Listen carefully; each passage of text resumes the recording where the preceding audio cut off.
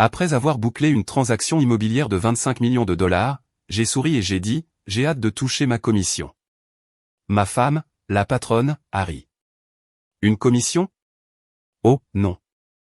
Je l'ai donnée à Matt. Les RH ont confirmé que je n'avais même pas été pris en considération. Matt affichait un large sourire. Dash avait oublié de le mentionner. Cet après-midi-là, j'ai vidé mon bureau. Mais ce que j'ai fait ensuite, personne ne l'a vu venir. Écoutez, je ne vais pas vous mentir. Je suis entré dans cette salle de conférence comme si les lieux m'appartenaient. Le torse bombé, les épaules en arrière, avec cette petite démarche assurée qui disait « Ouais, je m'apprête à être payé. Je viens de conclure une affaire immobilière de 25 millions de dollars. 25 millions. Laissez-moi répéter ça pour les gens au fond qui pensent que j'exagère. Je venais de convaincre la famille Morrison de vendre l'intégralité de son portefeuille de condos de luxe dans le centre-ville de Chicago à un groupe de développement qui tournait autour comme des vautours depuis 3 ans. 3 ans d'échecs pour les autres agents. 3 ans de, peut-être au prochain trimestre, et moi, je suis arrivé, j'ai valsé là-dedans et j'ai bouclé l'affaire en 6 semaines. 6 semaines. Je ne dis pas que je suis un dieu, mais je ne dis pas non plus que je ne suis pas un dieu. Vous voyez ce que je veux dire? Dans ma tête, je déposais déjà mentalement ce chèque de commission. La calculatrice dans mon cerveau faisait des heures supplémentaires. Une nouvelle Tesla, peut-être cette modèle est-ce que tout le monde poste sur Instagram, ou au moins des chaussettes sans trop. Vous avez déjà atteint ce point dans votre vie où vous êtes un agent immobilier à succès gagnant un salaire à 6 chiffres, mais où vous portez encore des chaussettes avec le gros orteil qui passe au travers parce que vous oubliez toujours d'en acheter de nouvelles? C'était moi. Mais plus maintenant, bébé. La commission arrivait. Et Danny Pierce était sur le point de renouveler tout son tiroir à chaussettes comme un adulte responsable qui a sa vie en main. Je me suis glissé dans ma chaise à la table de conférence avec ce genre de confiance qui vient du fait de savoir que vous êtes sur le point d'être validé devant tous ceux qui ont douté de vous.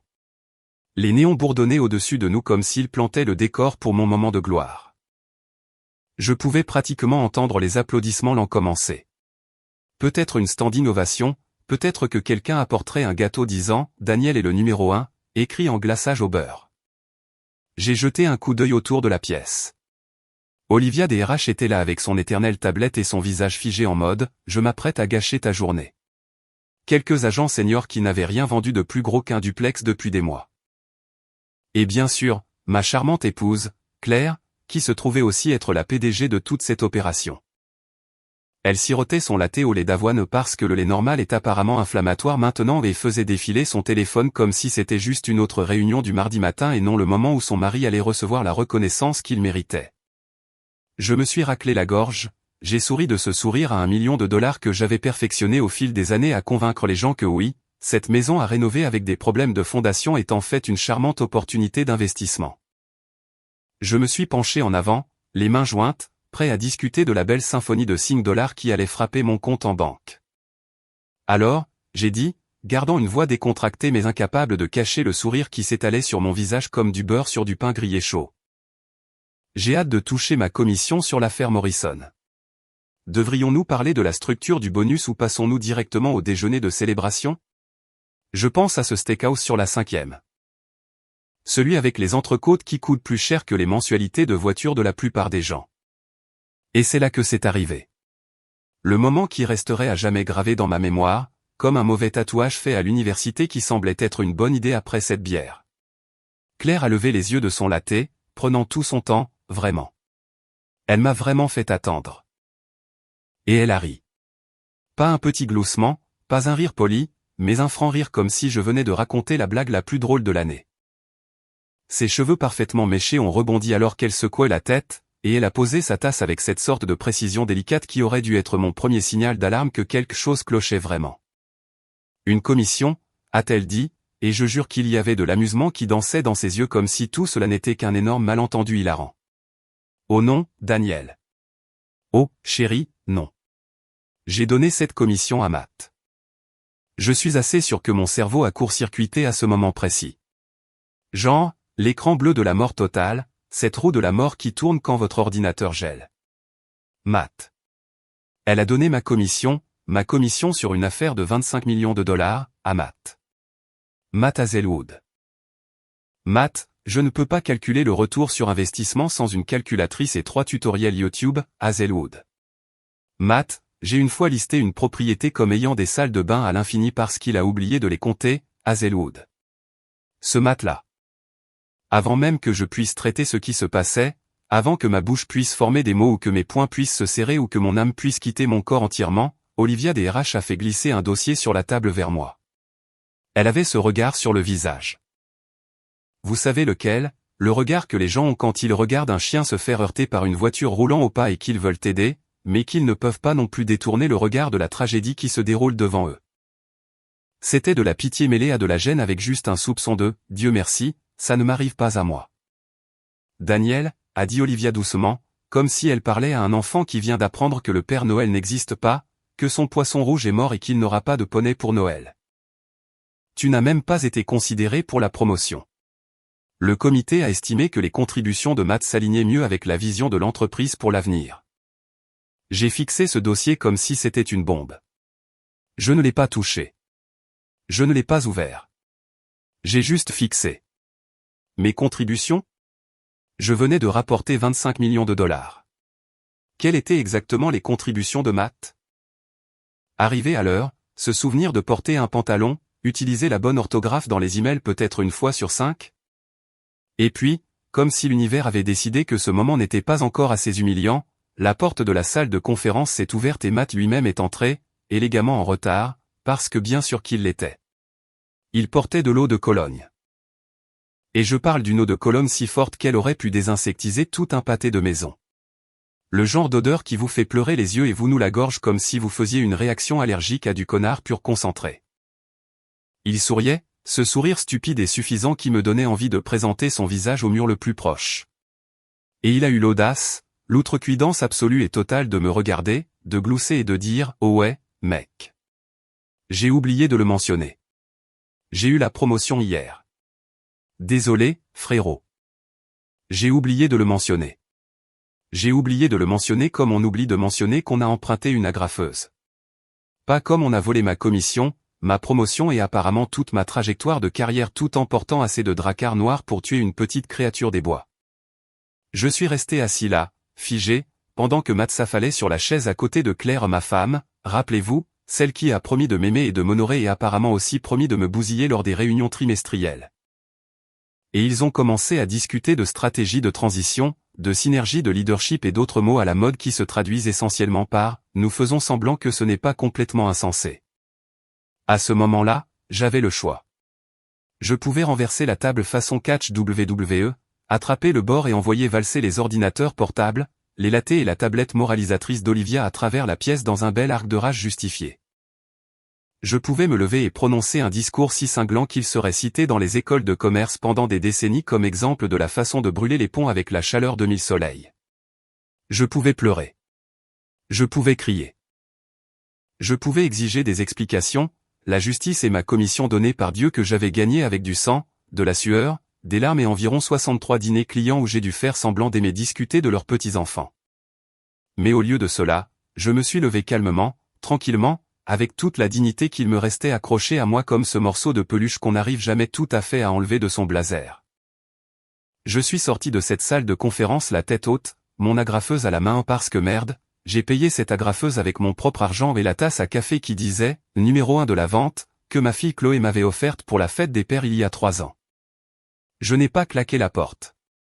Je n'ai pas fait de scène. Je suis juste parti, passant devant les cubicules de gens qui trouvaient soudainement leurs écrans d'ordinateur très intéressants.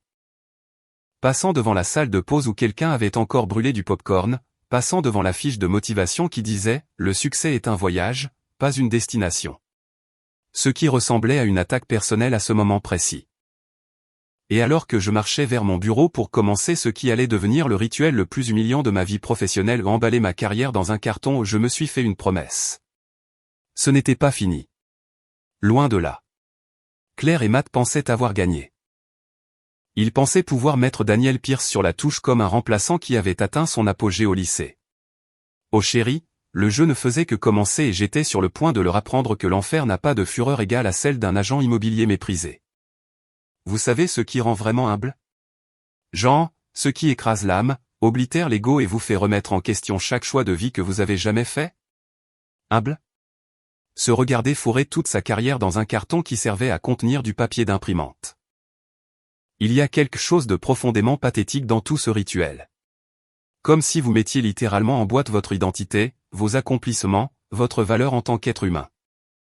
Et l'univers a décidé que le réceptacle approprié pour tout cela devrait être un conteneur fragile qui abritait auparavant 20 ramettes de papier standard. Je me tenais à mon bureau enfin, ancien bureau maintenant, je suppose fixant le paysage de ma vie professionnelle étalé devant moi comme une fouille archéologique déprimante. 8 ans de domination immobilière réduits à des bibelots et des fournitures de bureau. Les prix encadrés de « meilleur producteur » de 2019, 2021 et 2022 qui ressemblaient maintenant à des trophées de participation. La balle anti-stress en forme de maison que j'avais pressée environ 10 000 fois lors d'appels clients difficiles. Un dossier taché de café étiqueté « piste chaude » qui était maintenant aussi utile qu'une porte moustiquaire sur un sous-marin, puisque Claire allait certainement redistribuer tous mes clients à Matt et sa joyeuse bande d'agents médiocres. J'ai attrapé le carton, une de ces boîtes d'archives robustes qui, ironiquement, n'était pas assez robuste pour supporter le poids de mes rêves brisés, et j'ai commencé le processus humiliant de démantèlement de Daniel Pierce, légende de l'immobilier. Les photos sont parties en premier. Il y en avait une de moi serrant la main du maire lors d'une cérémonie d'inauguration pour ce développement à usage mixte sur Hudson Street. Je me souvenais si clairement de ce jour. Je portais mon costume bleu marine porte-bonheur. Celui qui me donnait l'impression de pouvoir vendre de la glace à un Esquimau ou une propriété en bord de mer en Arizona. Maintenant, cette photo n'était qu'une chose de plus fourrée dans un carton, probablement destinée à finir dans mon garage entre les décorations de Noël et ce souffleur de feuilles cassées que je comptais toujours réparer. Ensuite, il y avait la photo de ma fille Chloé. Dieu, Chloé. Elle souriait dans son sweatshirt universitaire, tenant sa lettre d'acceptation à Northwestern. 23 ans, intelligente comme tout, étudiant la finance, et probablement en train de diriger un fonds spéculatif d'ici ses 30 ans. Elle m'avait envoyé un texto ce matin même pour me demander le montant des frais de scolarité pour le semestre prochain, complètement ignorante du fait que son père vivait actuellement une apocalypse professionnelle. Comment allais-je lui dire que la commission de papa, celle qui était censée couvrir ses frais de scolarité du printemps et peut-être ce programme d'études à l'étranger dont elle parlait, avait été remise à un type qui pensait encore que la synergie était quelque chose qu'on attrapait dans un festival de musique? J'ai soigneusement emballé la photo de Chloé dans du papier bulle parce que si rien d'autre ne survivait intact à ce désastre, son sourire le devait. Hop, dans le carton, juste à côté de mon stylo, meilleur négociateur du monde, qu'un client m'avait donné après que je les ai sortis d'un contrat cauchemardesque avec un promoteur prédateur. Ce stylo avait conclu des affaires d'une valeur de plus de 100 millions de dollars. Maintenant, il était au chômage, tout comme moi. Daniel? Une petite voix a couiné derrière moi, et je me suis retourné pour trouver Timothy planant près de l'entrée de mon cubicule comme un chiot nerveux qui venait de voir son propriétaire se faire renverser par une voiture. Timothy était notre stagiaire. 22 ans, fraîchement sorti de l'université, il avait encore cette lueur optimiste dans les yeux que la vie n'avait pas encore réussi à éteindre. Le pauvre gamin pensait réellement que le travail acharné et le dévouement comptaient dans l'Amérique corporative. Donnez-lui 6 mois, il apprendra. Ses yeux étaient écarquillés, les pupilles dilatées comme s'il venait de voir quelque chose de traumatisant, ce qui, pour être honnête, était probablement le cas. Regarder son mentor se faire exécuter publiquement dans une salle de conférence puis emballer son bureau est à peu près l'équivalent corporatif de regarder Mufasa mourir dans Le Roi Lion. Mais Daniel, a-t-il bégayé, serrant un dossier contre sa poitrine comme si c'était un doudou. Qu'en est-il du comte Kensington? Tu travailles dessus depuis 6 mois. Les clients t'ont spécifiquement demandé. Ils te font confiance. Qu'est-ce que je suis censé leur dire quand ils appelleront? J'ai regardé Timothy, je l'ai vraiment regardé, et je me suis vu il y a une dizaine d'années, les yeux brillants, pleins d'entrain, croyant encore que le mérite comptait plus que la politique de bureau et avec qui on était marié. Je voulais lui dire la vérité, que le comte Kensington allait se faire royalement bousiller parce que Matt ne pouvait pas négocier sa sortie d'un sac en papier mouillé, que ses clients allaient probablement partir dès qu'ils apprendraient que j'étais parti. Que toute cette industrie était un feu de poubelle emballé dans un post LinkedIn emballé dans une évaluation de performance. Mais au lieu de cela, j'ai juste haussé les épaules et dit, donne-le à Matt. Il a besoin de quelque chose à échouer, après tout. L'amertume dans ma voix aurait pu aromatiser 1000 bières IPA. Le visage de Timothy s'est encore plus décomposé, si c'était possible. Je me suis senti mal pendant environ une demi-seconde, puis je me suis rappelé que j'étais en train d'emballer ma carrière dans un carton et que mon quota de sympathie pour la journée avait été dépassé. J'ai attrapé la plante, cette maudite plante grasse qui avait survécu tant bien que mal à 2 hivers brutaux de Chicago avec rien d'autre que l'air vicié du bureau et l'éclaboussure occasionnelle de restes de café.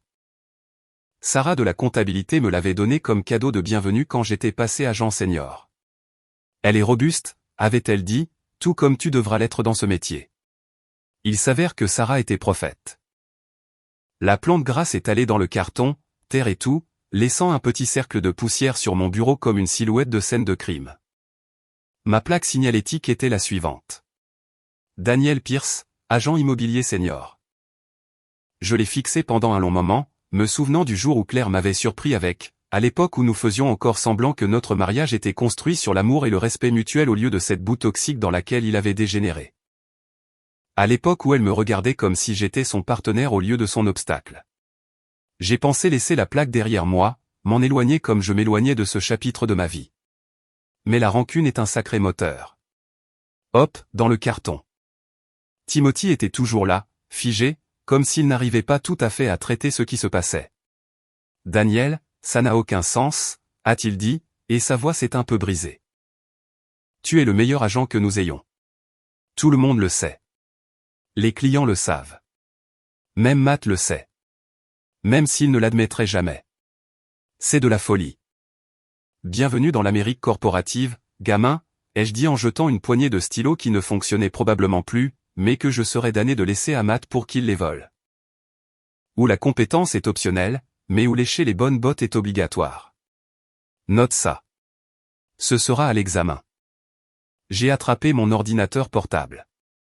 Enfin, l'ordinateur de l'entreprise que je devrais rendre, mais pas avant d'avoir téléchargé chaque fichier, email et éléments de preuve qui pourraient s'avérer utiles plus tard.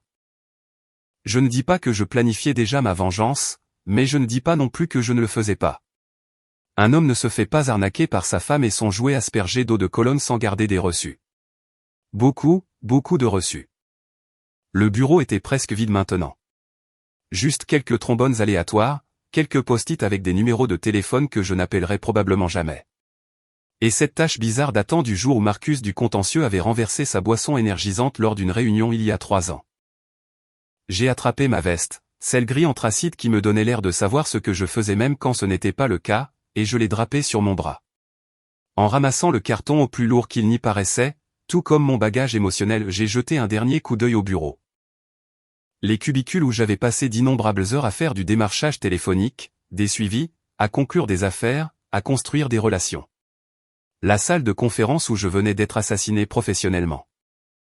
Le bureau d'angle qui aurait dû être le mien, mais qui était apparemment réservé aux gens qui savaient échouer vers le haut. J'ai commencé à marcher vers la sortie, chaque pas me donnant l'impression de patauger dans du béton frais. Les autres agents étaient soudainement très intéressés par leurs écrans d'ordinateur, faisant semblant de ne pas avoir été témoins de mon humiliation publique. Des lâches. Chacun d'entre eux. Ils vous souriaient en face et parlaient ensuite de vous dans la salle de pause avant même que votre café ne refroidisse. En passant devant le nouveau bureau de Matt, mon bureau, celui que j'avais mérité, celui qui aurait dû avoir mon nom sur la porte, je pouvais l'entendre à l'intérieur mâcher bruyamment du chewing-gum comme une vache travaillant son bol alimentaire. Probablement déjà en train de réorganiser les meubles et d'accrocher ses posters de motivation sur le fait de tout déchirer, et le mode bête, et toutes les autres bêtises qu'il avait tirées d'Instagram. Il a passé la tête dehors alors que je passais, ce sourire stupide toujours plaqué sur son visage, et il a eu l'audace de me faire un signe de la main. Il m'a vraiment fait signe comme si on était potes, comme s'il ne venait pas de voler ma commission, ma promotion et tout mon avenir professionnel. Je n'ai pas répondu à son signe. Je ne lui ai pas fait de doigt d'honneur non plus, bien que j'en ai eu envie. J'ai juste continué à marcher, carton en main, dignité à peine intacte. Timothy m'a suivi jusqu'à l'ascenseur. Serrant toujours ce dossier, ressemblant toujours à quelqu'un à qui on vient de dire que le Père Noël n'existe pas et qu'en plus son chiot est mort. Daniel, où vas-tu aller? Qu'est-ce que tu vas faire? J'ai appuyé sur le bouton du hall et je me suis tourné pour le regarder une dernière fois. Gamin, je vais faire ce que j'aurais dû faire il y a longtemps. Je vais arrêter de jouer selon leurs règles et commencer à jouer selon les miennes. Les portes de l'ascenseur ont commencé à se fermer et je lui ai fait un salut à deux doigts. Et Timothy, quand cet endroit implosera et il implosera, assure-toi d'avoir ton CV à jour. Les portes se sont fermées et je me suis retrouvé seul avec mon carton, mes pensées et la musique lointaine jouant une version instrumentale d'une chanson que j'aimais bien avant qu'elle ne devienne une musique d'ascenseur. Alors que l'ascenseur descendait, j'ai senti quelque chose changer en moi.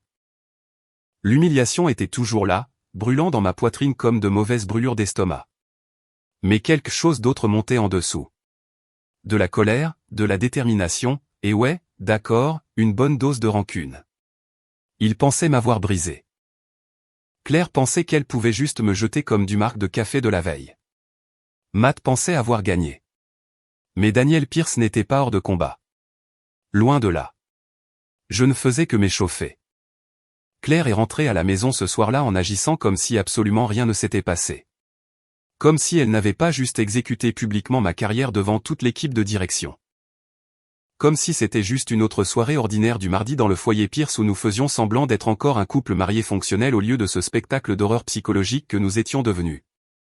Elle est entrée par la porte d'entrée comme une brise à 18h30 précise parce que Claire n'était rien si ce n'est ponctuel, même quand elle détruisait des vies. Elle a enlevé ses talons de créateur qui coûtaient probablement plus cher que les mensualités de ma voiture et m'a embrassé sur la joue avec ce genre d'affection décontractée qui aurait semblé douce si je ne savais pas qu'elle avait passé l'après-midi à redistribuer mes clients à son jouet. Incompétent. Et chérie, a-t-elle dit, sa voix dégoulinant de cette fausse gaieté qui me donnait la chair de poule. Dure journée? Tu as l'air tendu. Dure journée? Dure journée, ma grande? Tu viens de remettre ma commission de 25 millions de dollars à un type qui pense que l'entiercement est une espèce d'oiseau. Mais bien sûr, appelons ça une dure journée. Comme si je venais d'avoir des problèmes de circulation au lieu d'une annihilation professionnelle. Elle est entrée dans la cuisine, a sorti une bouteille de vin, le Cabernet cher que j'avais acheté il y a 3 mois quand nous faisions encore semblant d'être heureux. À l'époque où je pensais que notre mariage était sauvable au lieu d'être un navire qui coulait lentement maintenu par des mensonges et de la politique d'entreprise, et a commencé à sortir des ingrédients pour des spaghettis. Des spaghettis. Elle faisait des spaghettis comme si c'était une soirée domestique normale et non le soir où j'aurais dû célébrer la plus grosse affaire de ma carrière. Je me suis assis à la table de la salle à manger, la même table où nous avions organisé des dîners de Thanksgiving, des fêtes d'anniversaire et des célébrations d'anniversaire de mariage à l'époque où ces choses signifiaient encore quelque chose. Le carton du bureau était posé près de la porte d'entrée comme un monument à mon échec. Et je n'arrêtais pas de jeter des coups d'œil dessus, sentant cette montée chaude de colère et d'humiliation me submerger à chaque fois. Claire fredonnait dans la cuisine. Elle fredonnait réellement une chanson pop que je ne reconnaissais pas. Probablement issue de cette playlist Spotify qu'elle partageait avec Matt intitulée « Boss Vib » ou un autre titre tout aussi nauséabond. Elle a sorti la salade en premier parce que Dieu forbide que nous mangions des pâtes sans avoir de verdure pour nous sentir vertueux, et l'a posée avec un geste théâtral comme si elle présentait un chef-d'œuvre étoilé Michelin au lieu de laitue iceberg avec de la sauce ranch. J'ai pris ma fourchette et j'ai poignardé la laitue avec plus de force que nécessaire, imaginant que chaque feuille était le visage stupide et souriant de Matt. Claire, ai-je dit, et j'étais fier de la stabilité de ma voix considérant qu'il y avait un ouragan de catégorie 5 de rage tourbillonnant dans ma poitrine. Nous devons parler d'aujourd'hui. Je gardais les yeux sur mon assiette, regardant la laitue flétrir sous ma fourchette, parce que si je la regardais en ce moment, je pourrais dire quelque chose que je ne pourrais pas retirer ou lancer quelque chose. Probablement les deux. Elle a pris une longue gorgée de vin. Mon vin. Rappelez-vous, le vin que j'avais acheté avec l'argent des commissions que j'avais réellement gagné au lieu de les voler, et elle a agité la main avec dédain comme si elle chassait une mouche. Oh, ne sois pas dramatique, Danny. Danny. Elle m'appelait Danny quand elle voulait m'infantiliser. Me faire sentir petit. Ma mère m'appelait Danny. Ma fille m'appelait papa. Mes collègues m'appellent Daniel. Mais Claire? Elle sortait le « Danny » quand elle voulait me rappeler qu'elle me voyait comme inférieur, comme quelqu'un qu'elle pouvait gérer et manipuler. C'est juste les affaires. Tu sais comment ces choses fonctionnent. Juste les affaires. Juste les affaires. J'ai finalement levé les yeux vers elle et elle enroulait des spaghettis sur sa fourchette comme si elle n'avait aucun souci au monde. Comme si nous discutions du film à regarder plus tard au lieu de la façon dont elle avait torpillé toute ma carrière. C'est ça, ai-je dit. Et je pouvais entendre le sarcasme dégouliner de chaque syllabe. C'est juste les affaires. Et donner ma commission, la commission que j'ai gagnée en bouclant une affaire de 25 millions de dollars sur laquelle tout le monde au bureau a échoué pendant 3 ans à maths. Monsieur, je ne trouve pas le pourcentage sur une calculatrice. Ça ressemble à quoi exactement? Aux meilleures pratiques? À un leadership innovant? Au génie corporatif? Elle a posé sa fourchette avec un petit tintement délicat qui sonnait étrangement condescendant. Daniel, tu es émotif. Émotif. C'est ce que les femmes disaient toujours quand les hommes osaient avoir des sentiments après s'être fait royalement arnaquer. Si j'étais émotif, qu'est-ce que ça faisait d'elle? Une sociopathe. Promouvoir mon mari ressemble à du népotisme. Je dois penser à l'image, à l'optique. Le conseil d'administration a été très clair là-dessus. Le conseil, ai-je répété, laissant les mots flotter dans l'air comme une mauvaise odeur. Le même conseil qui n'a pas remarqué que Matt n'a pas conclu d'affaires significatives depuis 18 mois. Le même conseil qui pense apparemment que c'est tout à fait normal de donner ma commission à quelqu'un qui n'était même pas impliqué dans l'affaire. Ces optiques me conviennent. Mais promouvoir le gars qu'il a réellement mérité, c'est là qu'on trace la ligne. Claire a soupiré, un de ces soupirs de martyr qui impliquait que j'étais difficile au lieu d'être légitimement en colère. C'est pour l'entreprise, Daniel. Tu comprends ça, n'est-ce pas? Nous avons besoin de Matt à ce poste. Il a des relations. Il était 20h un mardi soir. Qui diable sonne à la porte de quelqu'un à 20h un mardi soir? Les yeux de Claire ont clignoté avec quelque chose. De la culpabilité. De la panique. Avant qu'elle ne recompose rapidement son visage en ce masque d'indifférence décontracté. Je vais ouvrir, a-t-elle dit, se levant si vite qu'elle a failli renverser son verre de vin. Mais j'étais déjà en mouvement, marchant déjà vers la porte d'entrée avec un sentiment d'effroi s'installant dans mon estomac comme une pierre. Quelque chose n'allait pas. Quelque chose au-delà de l'incorrection déjà catastrophique de ma journée. Je pouvais le sentir dans mes os. Cet instinct primitif qui vous dit que le danger approche même quand vous ne pouvez pas encore le voir. J'ai ouvert la porte et, debout sur mon porche sous la lueur de la lumière que j'avais installée moi-même il y a 3 ans pendant une brève période où je pensais que des projets de rénovation pourraient sauver notre mariage, se tenait Matt. Matt le maudit Hazelwood, portant un short de sport et un polo qui était au moins une taille trop petite. Ses cheveux encore mouillés de ce qui était probablement une séance d'entraînement après le travail. Tenant l'ordinateur portable de Claire dans son sac de sport comme s'il était une sorte de chevalier livrant une épée sacrée à sa reine. « Oh, salut Daniel », a-t-il dit, et il a eu l'audace d'avoir l'air surpris de me voir dans ma propre maison. « Je ne savais pas que tu serais là. » Claire a laissé son ordinateur au bureau. Je me suis dit que je le déposerais en allant à la salle de sport. En allant à la salle de sport? Notre maison était à 15 minutes dans la direction opposée de la salle de sport que Matt utilisait. Je le savais parce qu'il ne la fermait jamais sur son abonnement CrossFit. Ce n'était sur son chemin vers nulle part, sauf peut-être vers l'enfer où était sa place. Claire est apparue derrière moi, se faufilant dans l'encadrement de la porte, et sa main a frôlé celle de Matt en prenant l'ordinateur. C'était subtil, rapide, le genre de contact qu'on manque si on ne le cherche pas. Mais je le cherchais. Je cherchais tout maintenant. Merci, m'a dit, a-t-elle dit. Et sa voix est montée d'un demi-octave, est devenue plus douce, plus chaleureuse. Tu es un sauveur, m'a dit. Elle l'appelait Maddy. Moi, j'avais droit, Danny, le diminutif destiné à diminuer. Lui, il avait droit, Maddy, le surnom mignon qui impliquait l'intimité, la familiarité, l'affection. Je suis resté là, dans l'embrasure de ma propre porte, regardant ma femme sourire à l'homme qui avait volé ma carrière, et quelque chose s'est mis en place dans mon cerveau. Quelque chose de laid, d'évident et de si douloureusement clair que je ne pouvais pas croire que je l'avais manqué avant. En fait, a dit Matt, s'appuyant contre le cadre de la porte comme s'il était chez lui et que j'étais l'intrus. Je voulais vous parler à tous les deux du comte Kensington. J'ai eu quelques idées pour restructurer l'approche. Il regardait Claire, pas moi. Il n'a même pas jeté un coup d'œil dans ma direction. Peut-être autour d'un café demain? Cet endroit sur Madison que tu aimes. Parfait, a dit Claire. Et elle rayonnait maintenant. Elle rayonnait vraiment. Je ne l'avais pas vue me sourire comme ça depuis des mois, peut-être des années. 8 heures? C'est un rendez-vous, a dit Matt. Et là, je jure devant Dieu, je n'invente rien. Il lui a fait un clin d'œil. Un clin d'œil. Comme si je n'étais pas juste là, comme si toute mon existence était si insignifiante qu'elle ne comptait même pas.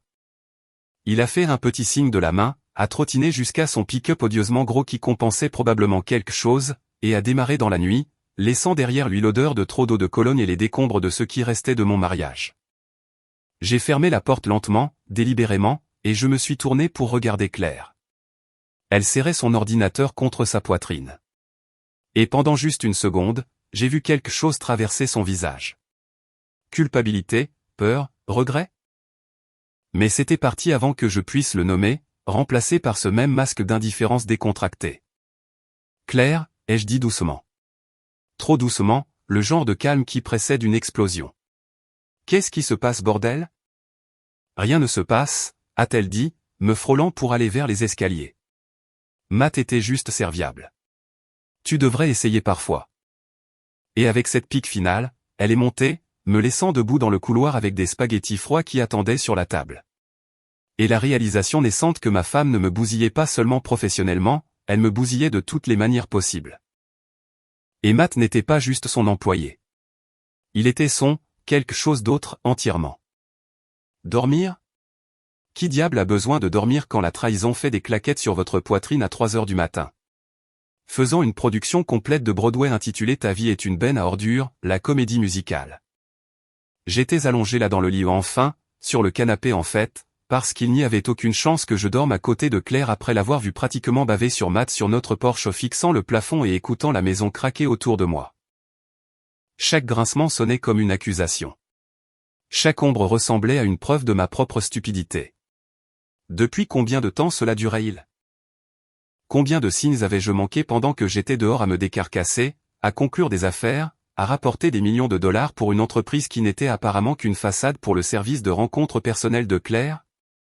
Vers 4 heures du matin, quand mon cerveau refusait de s'éteindre et que ma rage était passée d'un frémissement à une ébullition totale, j'ai pris une décision. Si je devais tomber, je n'allais pas tomber aveugle. Je me suis assis, j'ai attrapé mon ordinateur portable le personnel, pas celui de l'entreprise que je devais rendre le lendemain et j'ai réalisé quelque chose de magnifique. Il n'avait pas encore révoqué mon accès. Claire était probablement trop occupée à planifier sa prochaine réunion d'affaires avec Matty Boy pour se rappeler que son futur ex-mari avait toujours un accès administratif complet à tout l'écosystème numérique de l'entreprise. Erreur de débutant, Claire. Erreur de débutant. Je me suis connecté au serveur de l'entreprise à 4h17. Et laissez-moi vous dire, il y a quelque chose de presque méditatif dans l'espionnage industriel quand on est alimenté par la rancune et le café rassis. J'ai commencé par les emails parce que c'est là que les gens deviennent négligents. Ils pensent qu'ils sont privés, pensent que personne ne regarde, pensent qu'ils peuvent dire ce qu'ils veulent parce que c'est juste entre eux et le destinataire. Ils oublient qu'il y a des sauvegardes. Ils oublient que les métadonnées sont éternelles. Ils oublient qu'un mari en colère avec un accès administrateur et rien à perdre est essentiellement un missile à tête chercheuse visant directement la vérité. J'ai commencé à faire des captures d'écran, beaucoup. Mon dossier de documents commençait à ressembler à une enquête fédérale, juste page après page de preuves qui feraient pleurer de joie un procureur. Il y avait des emails de Claire à l'équipe de direction datant d'il y a 3 mois discutant de l'investissement émotionnel de Daniel dans les relations clients et comment cela devenait un handicap. Investissement émotionnel. C'est comme ça qu'on appelait le fait de se soucier du service client. Ensuite, il y avait des fils de discussion sur la transition du portefeuille de Daniel qui remontaient à février. Février, ce qui signifiait qu'elle prévoyait de me bousiller depuis au moins 6 mois. 6 mois à rentrer à la maison, à m'embrasser sur la joue et à me demander comment s'était passée ma journée alors qu'elle complotait activement mon exécution professionnelle. Mais le vrai trésor, le jackpot absolu qui a fait trembler mes mains alors que je cliquais sur le bouton de capture d'écran, les emails entre Claire et Matt. Des centaines. Des dîners de transition, il les appelait. Des sessions de stratégie, des réunions de développement du leadership, tous programmés à des moments où j'étais commodément hors de la ville. J'ai sorti mon calendrier, croisant les dates, et mon estomac est tombé dans le vide. Du 15 au 18 mars. C'était quand je m'étais envolé pour Phoenix pour l'opération de ma mère. Ma mère, qui avait été terrifiée, qui avait eu besoin que je sois là pour lui tenir la main pendant qu'il la préparait pour un double pontage. J'étais resté assis dans cette salle d'attente d'hôpital pendant 7 heures, buvant du café de distributeur et envoyant des SMS à Claire pour la tenir au courant, et elle avait répondu avec des messages de soutien. Je pense à toi. Embrasse ta mère pour moi. Prends tout le temps dont tu as besoin. Pendant ce temps, selon son calendrier Outlook que je faisais maintenant défiler avec une horreur croissante, elle avait dîné avec Matt chez Celoes. Cet endroit italien chic du centre-ville où les plats commencent à 60 $ et où ils servent le pain dans de petits paniers en fil de fer comme si c'était quelque chose de spécial. Ils y avaient été de 19h à 23h. 4 heures. Quel genre de dîner de transition prend 4 heures? J'ai continué à creuser, continué à faire des captures d'écran, continué à construire mon dossier comme un avocat se préparant pour le procès du siècle. Il y avait des notes de frais montrant que Claire avait payé le « développement professionnel » de Matt ou une conférence de 3 jours à Miami qui coïncidait par hasard avec un week-end où je rendais visite à Chloé à l'université. Il y avait des registres d'accès par badge montrant Matt entrant dans le bâtiment à 21h à plusieurs reprises, partant à minuit ou plus tard. Vraiment dévoué à ses synergies de leadership, n'est-ce pas? Vendredi matin, ma table de salle à manger ressemblait à quelque chose sorti d'un documentaire sur les crimes réels. J'ai tout imprimé parce que je suis de la vieille école comme ça. Vous pouvez supprimer des fichiers numériques, mais le papier est éternel. J'avais 3 piles organisées avec le genre d'attention méticuleuse aux détails que je réserve habituellement aux transactions immobilières à 7 chiffres. Pile 1, la fraude de Claire. Et oui, c'était de la fraude. Parce qu'entre tous ces emails romantiques à Matt, j'avais trouvé quelques divergences financières très intéressantes. Des notes de frais pour des dîners clients dans des restaurants où je connaissais personnellement les propriétaires et où un appel rapide a confirmé, aucune réservation au nom de notre entreprise à ces dates. Des honoraires de conseil versés à une LLC qui, après une petite recherche Google, s'est avérée être enregistrée au nom du frère de Matt. Des achats d'équipements pour le bureau qui ne se sont jamais matérialisés. Nous parlons d'environ 300 000 $ de dépenses douteuses sur 18 mois. Toutes approuvées par Claire. Toutes contournant commodément l'examen comptable normal. Pile 2, l'incompétence de Matt. C'était presque drôle si ce n'était pas si exaspérant. J'avais sorti ses rapports trimestriels, ses taux de rétention client, ses taux de clôture d'affaires. L'homme avait un taux de clôture de 23%. 23, j'avais un taux de clôture de 87%. La moyenne nationale pour les agents immobiliers est d'environ 47%. Matt était littéralement pire que le hasard. Il avait perdu plus de clients qu'il n'en avait retenus. Et ceux qu'il concluait étaient de petites affaires, des condos, des maisons unifamiliales, rien au-dessus d'1 million. Pourtant, c'était le gars qui méritait ma commission. C'était le leader visionnaire sur lequel Claire pariait l'entreprise. Pile 3, ma preuve de tout. Chaque email que j'avais envoyé avertissant de la sous-performance de Matt. Chaque enquête de satisfaction client qui me mentionnait par mon nom et il y en avait des douzaines. Des critiques élogieuses qui utilisaient des mots comme « exceptionnel »,« digne de confiance », étalés au-delà des attentes. Des lettres de recommandation de clients qui avaient référé leurs amis et leurs familles à moi spécifiquement. La documentation de chaque transaction majeure que j'avais conclue au cours des 3 dernières années, complète avec les calculs de commission montrant que j'avais personnellement apporté 42% du revenu total de l'entreprise. 42%.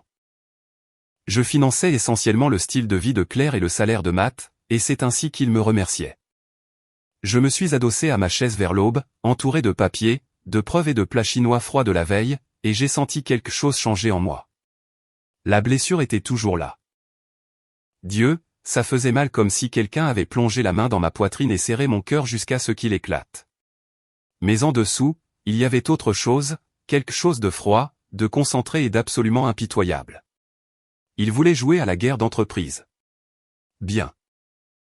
Mais ils venaient d'armer leur ennemi avec assez de munitions pour raser tout le bâtiment. Mon téléphone a vibré. Un texto de Claire. Je travaille tard. Ne m'attends pas, il était 6 heures du matin. Elle n'était jamais rentrée. J'ai regardé l'horodatage de son dernier email à Matt. 5h47 objet, hâte de te voir. J'ai pris une capture d'écran de ça aussi. Ajouté à la pile 1. L'épreuve était accablante, complète et organisée avec le genre de précision systématique qui ferait pleurer d'appréciation un jury comptable. Chaque document était étiqueté, daté, référencé. J'avais créé une feuille de calcul principale parce que bien sûr que je l'avais fait en reliant chaque élément de preuve à chaque autre élément, montrant les modèles, les chronologies, la preuve de préméditation et de coordination. Ce n'était pas juste des munitions. C'était un arsenal nucléaire. Et j'étais sur le point d'introduire Claire et Matt au concept de destruction mutuelle assurée. Ils pensaient m'avoir exilé tranquillement. Pensaient que je partirais juste vers le soleil couchant avec mon carton et mon orgueil blessé. Ils pensaient que je serais trop embarrassé ou trop brisé pour riposter. Ils ont oublié à qui ils avaient affaire. Je ne suis pas arrivé au sommet du jeu immobilier en me laissant faire. J'y suis arrivé en étant plus intelligent, mieux préparé et plus impitoyablement efficace que tout le monde. Et s'ils voulaient voir à quel point Daniel Pierce pouvait être efficace quand il était correctement motivé. Que la partie commence. Il s'avère que je n'étais pas la seule personne que Claire avait royalement arnaquée dans sa quête de pouvoir et de terribles décisions romantiques. J'ai découvert cela samedi matin quand j'ai reçu un texto d'un numéro que je ne reconnaissais pas. Daniel, c'est Rebecca Chin. Nous devons parler. Café chez Morrison dans 1 heure. Rebecca Chin. Le nom m'a frappé comme un train de marchandises chargé d'ironie et de validation. Rebecca avait été la directrice financière, DAF, de notre entreprise. Une femme brillante, MBA de Harvard, capable de lire un bilan comme la plupart des gens lisent une liste de courses. J'avais été tellement enseveli dans mes propres affaires à l'époque que je n'y avais pas beaucoup pensé. Claire avait dit quelque chose à propos de « différences philosophiques » et de « visions divergentes » pour l'avenir financier de l'entreprise, et j'avais hoché la tête comme un idiot, faisant confiance à ma femme, parce que c'est ce qu'on fait quand on est marié à quelqu'un. On leur fait confiance. On suppose qu'ils agissent de bonne foi. On ne suppose pas qu'ils gèrent l'entreprise comme leur tirelire personnel et virent quiconque pose des questions inconfortables sur la destination de l'argent. Je me suis présenté chez Morrison à 10 heures précises, fonctionnant toujours avec environ 90 minutes de sommeil et assez de café pour alimenter un petit vaisseau spatial. Rebecca était déjà là, assise dans un stand d'angle qui lui donnait une vue claire de l'entrée. Positionnement paranoïaque, le genre de choses qu'on fait quand on a été brûlé et qu'on ne prend aucun risque. Elle portait un jean et un pull. Pas de maquillage, cheveux tirés en queue de cheval, et elle avait l'air fatiguée. Pas juste fatiguée genre, je n'ai pas bien dormi, mais fatiguée genre, je mène une guerre dont personne n'est au courant. Elle a fait glisser une clé USB sur la table avant même que je ne m'assoie. N'a pas dit bonjour. N'a pas fait de conversation. Juste poussé ce petit morceau de plastique et de métal vers moi comme si c'était une grenade. Et elle avait désespérément besoin de s'en débarrasser.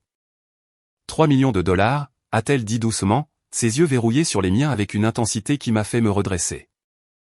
C'est la somme que je peux prouver que Claire a détourné de l'entreprise via de faux contrats de conseil, des notes de frais gonflées et des achats d'équipements qui n'ont jamais eu lieu. Tout est là-dessus.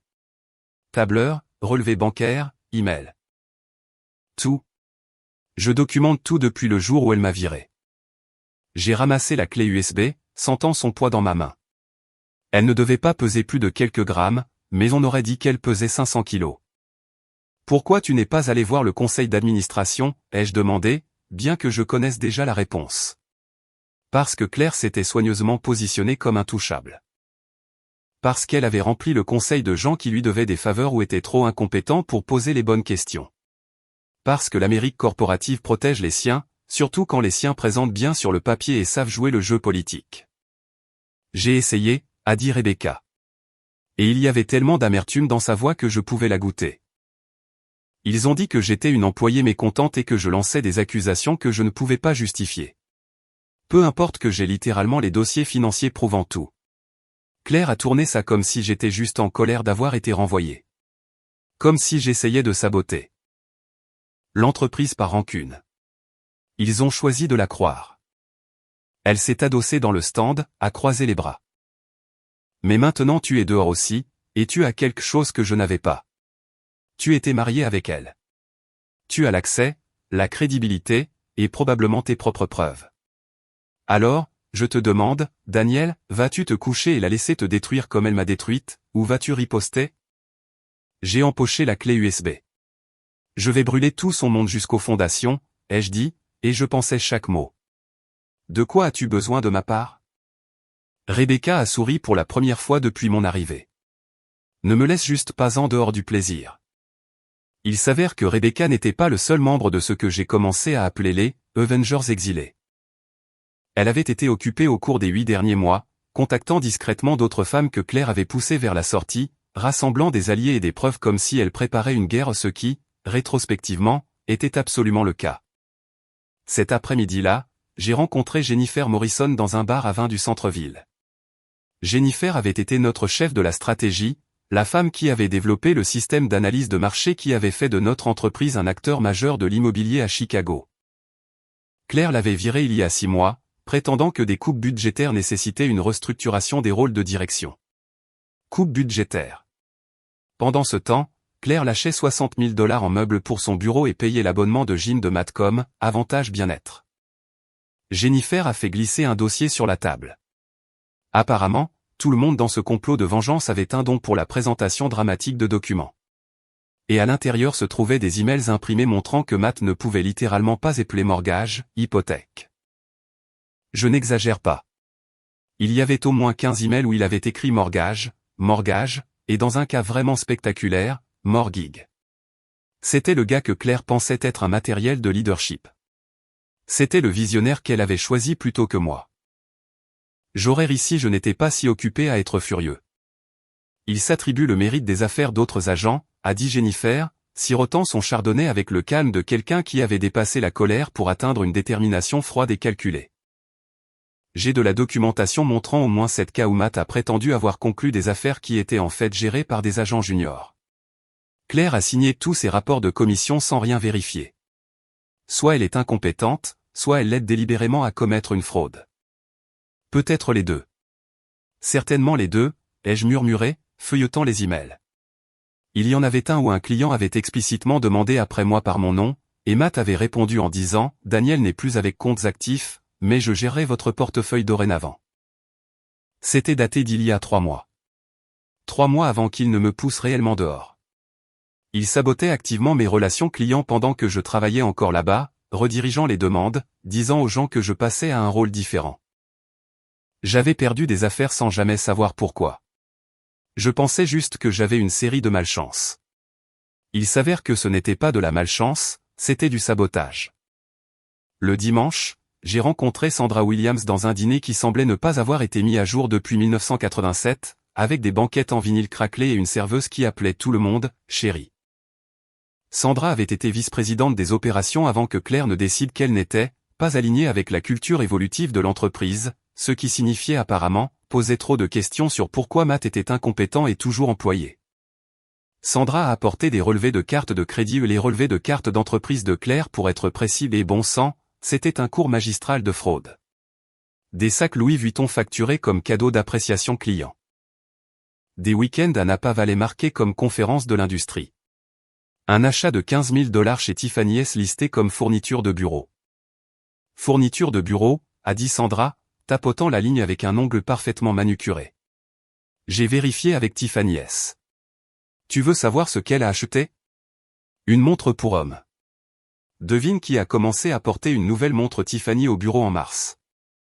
Elle a sorti son téléphone, m'a montré une photo qu'elle avait récupérée sur les réseaux sociaux de l'entreprise.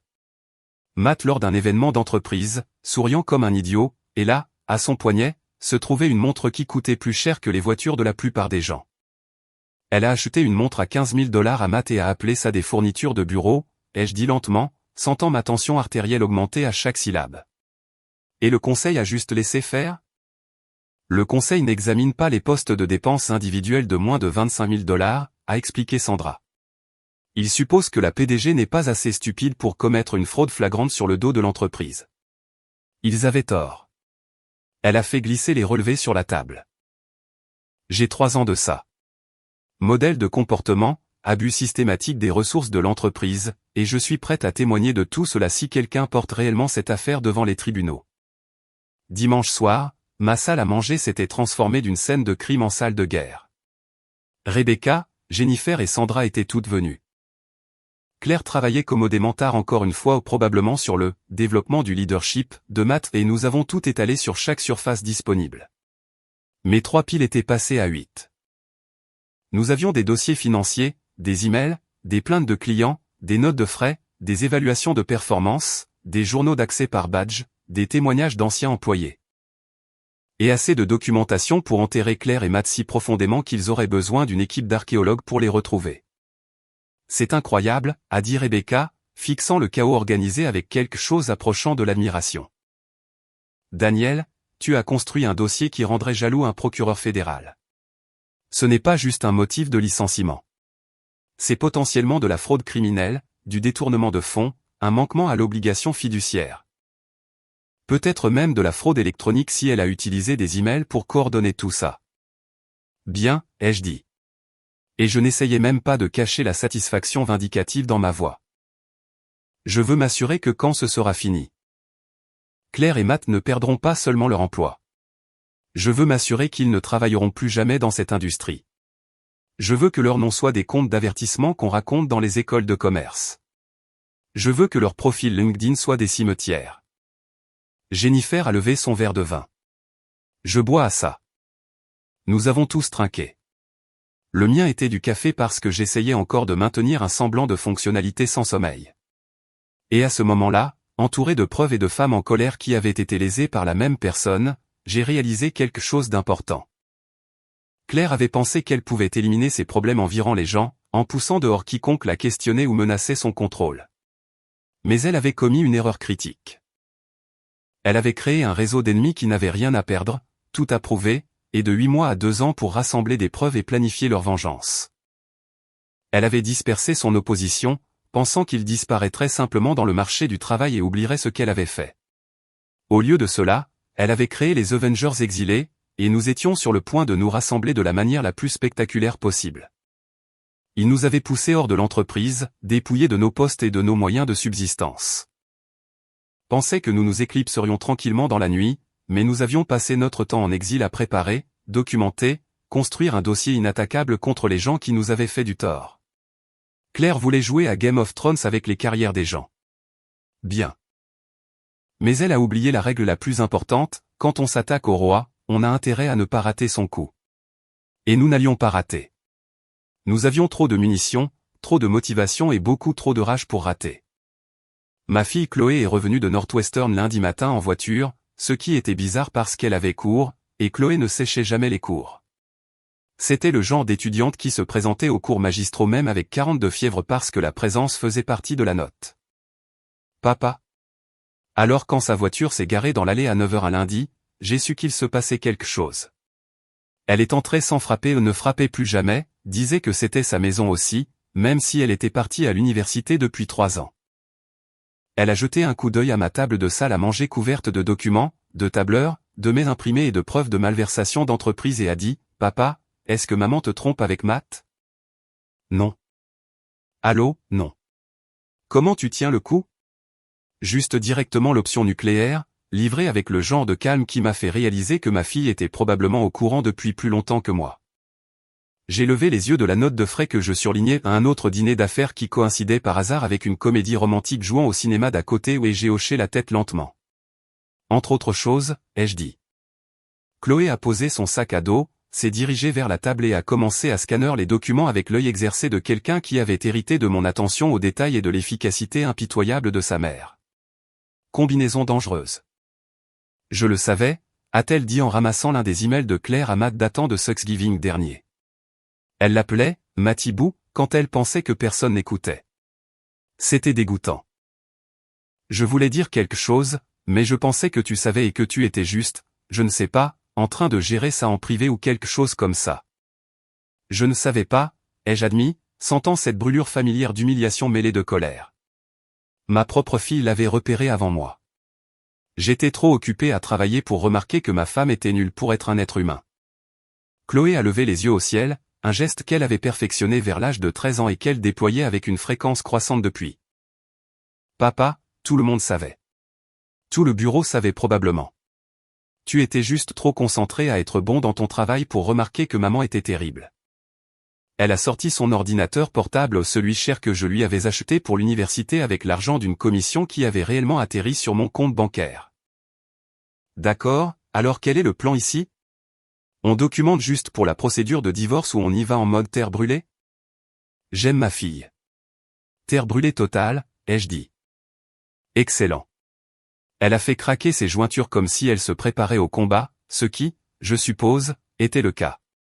Premièrement, dis-moi s'il te plaît que tu as sauvegardé tout ça quelque part en sécurité parce que si maman comprend ce que tu fais, elle va essayer de tout supprimer. Je ne l'avais pas fait. J'avais été tellement concentré sur la collecte de preuves que je n'avais pas pensé à les protéger. Chloé a soupiré ou le genre de soupir qui disait « Papa, je t'aime, mais parfois tu es un idiot » et s'est mise au travail. Pendant les 3 heures suivantes, ma fille de 23 ans a mis en place un stockage cloud crypté, créé de multiples sauvegardes, établi une connexion VPN qui, selon elle, garderait nos activités privées, et a généralement agi comme un personnage de film de hacker. Elle a créé des dossiers, organisé des fichiers, croisé des documents et construit une forteresse numérique autour de nos preuves qui rendrait Fort Knox jaloux.